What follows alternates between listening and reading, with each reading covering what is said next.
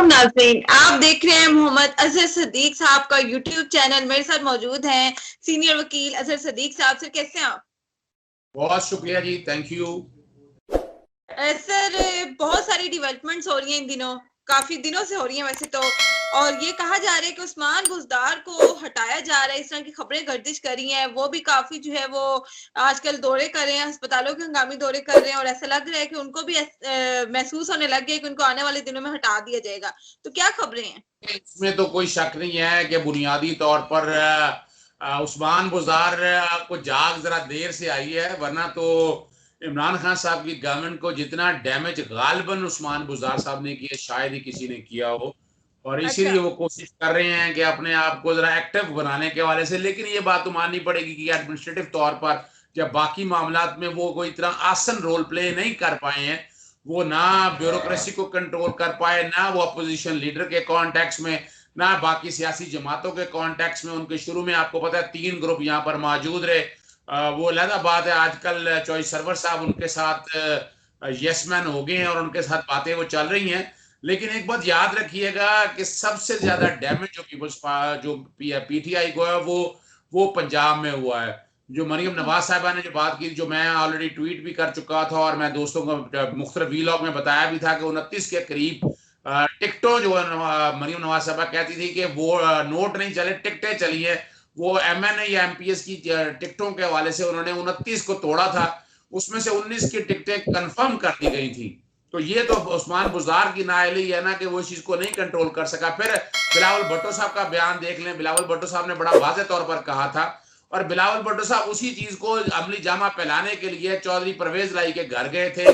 बमा अहलो याल से मुराद है, तमाम अपने लोगों को साथ लेकर गए थे, और वहां वो सेनेट के बोर्ड के लिए नहीं गए थे उस्मान यूसुफ गिलानी के लिए। वो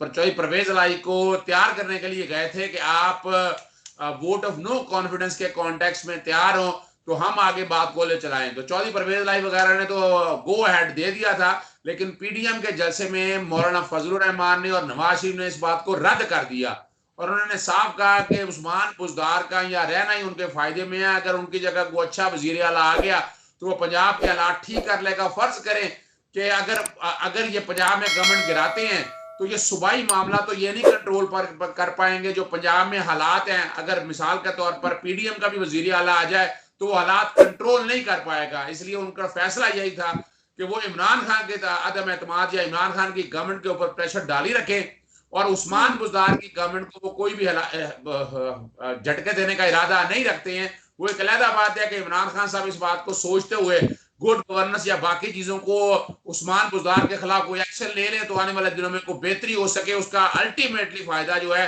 वो पीटीआई को ही होना है, और गुड गवर्नेंस और बाकी मामला ठीक हो जाएंगे। फिलहाल अभी मैं आपको बता दूं कि अपोजिशन में उस्मान बुज़दार को गिराना नहीं चाहती। उनके लिए अपोजिशन जो उस्मान बुज़दार है वो हीरा है, और उसका अल्टीमेटली फायदा इन्हीं को ही होगा।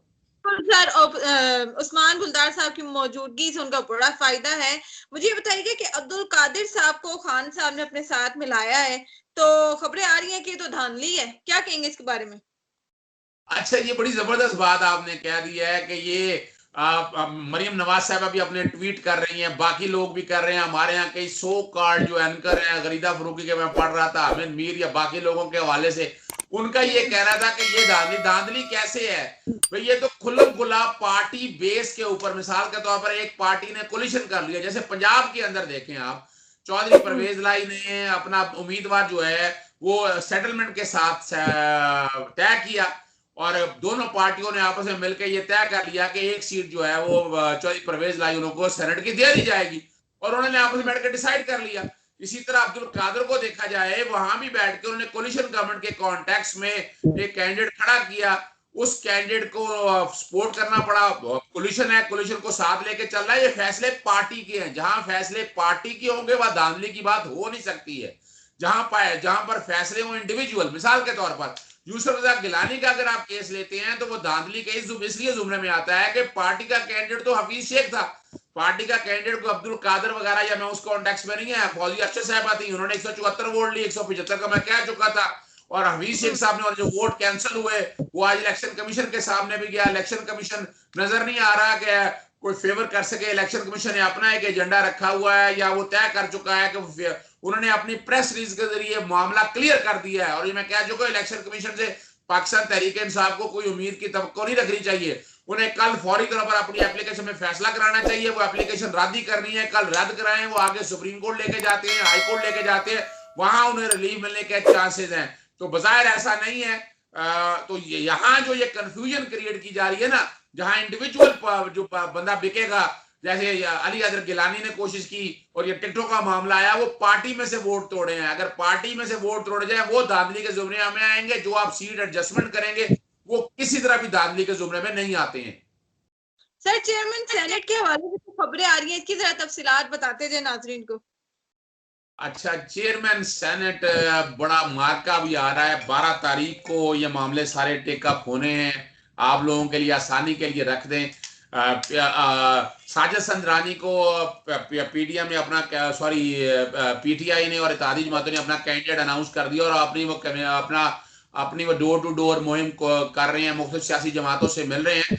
और मैं बहुत पहले मैं ऐलान कर चुका था, जब सेनेट के इलेक्शन होने थे, मैं बाद में अपना पॉइंट ऑफ व्यू दे बैठा था कि नवाज शरीफ साहब परवेज रशीद साहब को और मरीम नवाजा परवेज रशीद साहब को बनाना चाहती हैं सेनेटर।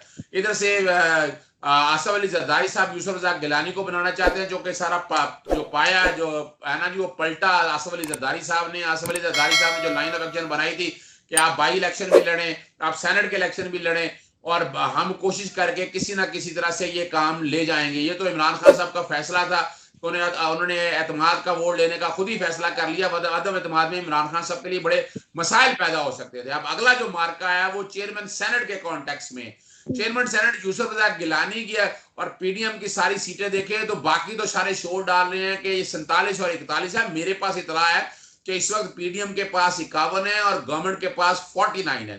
और सादिक संजरानी बलोचिस्तान के कैंडिडेट होने का उन्हें एज है कि बलोचिस्तान के अंदर से कोई वोट टूटने का चांस नहीं है। There is every possibility. याद रखिएगा कि मैं प्रेडिक्ट कर रहा हूं आपके आज के प्रोग्राम के अंदर कि 53 से 60 वोट तक एक्सपेक्टेड है कि सादिक संजरानी ले सकेंगे। और इसमें पॉसिबिलिटी यही है कि बलोचिस्तान के अंदर से भी वोट उसको काफी मिलेंगे और सुबह सरहद के अंदर केपीके के अंदर से खैबर पख्तूनख्वा के अंदर से भी वोट काफी मिलेंगे सादिक संजरानी की अपनी हैसियत से। वजह यह है कि सदर पाकिस्तान देखे उनका ताल्लुक सूबा सिंध से है। इमरान खान साहब बसीरत वजीर आज़म उनका पंजाब से है। असद कैसर साहब का ताल्लुक जो है ना खैबर पख्तूनख्वा से है। तो यहाँ अगर हम बलोचिस्तान की नुमाइंदगी मिस कर सकते हैं तो इसका नुकसान वफाक को पहुंच सकता है। और एक बात और मैं आपके सामने रख दूं, एक बड़ी बातें की जाती हैं और ये ट्वीट करके कहा जाता है कि ओपन बैलेट नहीं करा लें। भाई, आईने पाकिस्तान के आर्टिकल 226 में तरमीम किए बगैर चेयरमैन सेनेट और डिप्टी चेयरमैन का इलेक्शन ओपन बैलेट से नहीं हो सकता। ये कोई ऑफर एंड एक्सेप्टेंस का इशू नहीं है कि एक बात आप करें कि और दूसरी बात मैं मान लूं। ये पॉसिबल ही नहीं है। चेयरमैन का सेनेट का इलेक्शन या डिप्टी चेयरमैन का इलेक्शन आईने पाकिस्तान के तहत होना ही सीक्रेट बैलेट से है। जितने मर्जी इत्तेफाक कर लें, उनके इत्तेफाकों से कोई फर्क नहीं पड़ता। वो क्या, और पीटीआई वालों ने ऑफर उन्हें अच्छी दे दी है कि आप दोबारा चेयरमैन अपना यूसुफ रज़ाक गिलानी का इलेक्शन आप ओपन बैलेट से करवा लें, तो हम भी ये कर लेते हैं। लेकिन ये ऑफर एंड एक्सेप्टेंस का इशू नहीं है। जब तक आईने पाकिस्तान के आर्टिकल 226 में तरमीम नहीं होती है, चेयरमैन सेनेट के इलेक्शन ओपन बैलेट से हो ही नहीं सकते हैं। और आईने तरमीम मौजूद है। की बात से इत्तेफाक करूंगी कि मरियम नवाज ने इस बार जो है वो ये मुतालबा किया अपनी ट्वीट में कि अवाम का कहना है कि सेनेट का जो चेयरमैन है उसका जो इलेक्शन है वो ओपन बैलेट से हो। भाई, जब आपको कहा जा रहा था कि सेनेट का करवाओ ओपन बैलेट से तो आपने उसकी भरपूर मुखालफत की और अब हम उसका जो है वो रिजल्ट जो है वो भुगत रहे हैं। बहुत शुक्रिया एडवोकेट साहब, आपने जो है वो वक्त दिया और काफी अहम जो है वो मालूमात से आगाह किया। इंशाल्लाह दोबारा अब तक करेंगे आपसे। अल्लाह हाफिज।